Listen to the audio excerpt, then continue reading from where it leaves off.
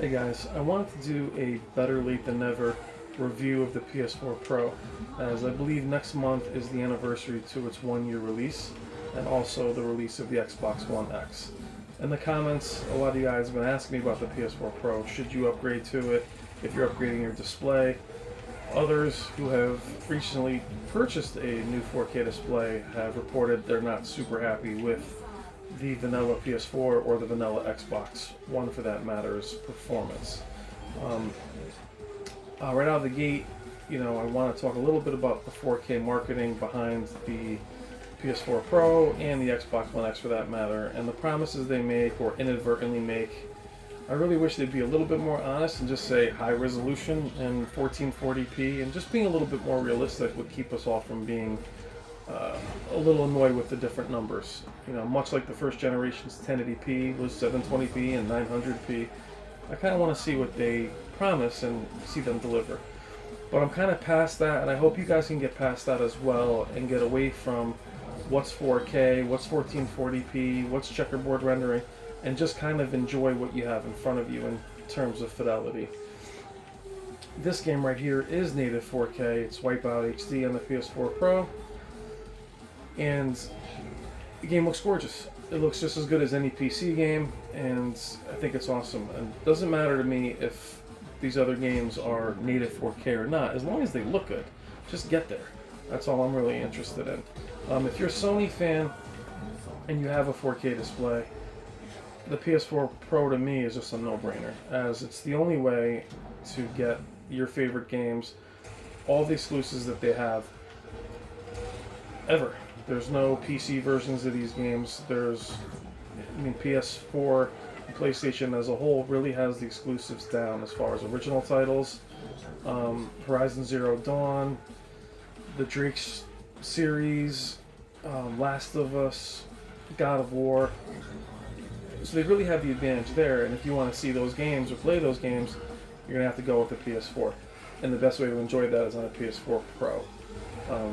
It's the advantage I think it has over the Xbox One X, is the Xbox One X is going to have the ability, people can play those games on PC. But we'll see how that shakes out. But right now, the PS4 Pro, it's really considered underpowered. That's what people are saying as a 4K machine. Right now, it's about everything is underpowered unless you have the most powerful PC going. So, taking it for what it is, a more powerful PS4, it definitely accomplishes that, and I recommend it wholly. For 1080p users, it's a little harder to recommend, simply because it does offer boost mode, which makes the load times a little quicker, cleans up the image a little bit. I just don't know if that's worth upgrading for. Unless you're looking to buy that, then a 4K display quickly after. But to me, primarily, if you are a Sony fan who wants to see your exclusive titles at the best they possibly can, then the PS4 Pro is something that I definitely recommend. Drawbacks for the PS4 Pro, my only real drawbacks is it doesn't have a built-in 4K Blu-ray player, which is important, as I used my PS3 as a Blu-ray player for years and years. The second is that they really leave it up to each developer on if they're going to support the system or support the Pro-enabled games or not.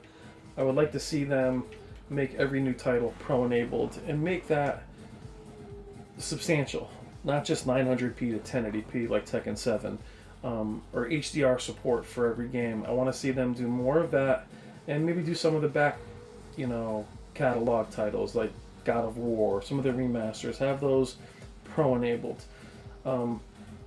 Aside from that, I love the system. I think it's great. I'm glad it's here, especially that I'm in 4K and I'm using a larger display. I really appreciate the extra picture quality. And that's really it, guys. I really do like the system. I figured I would put something out about it before the Xbox One X launches, and I think it's still a valuable and viable option.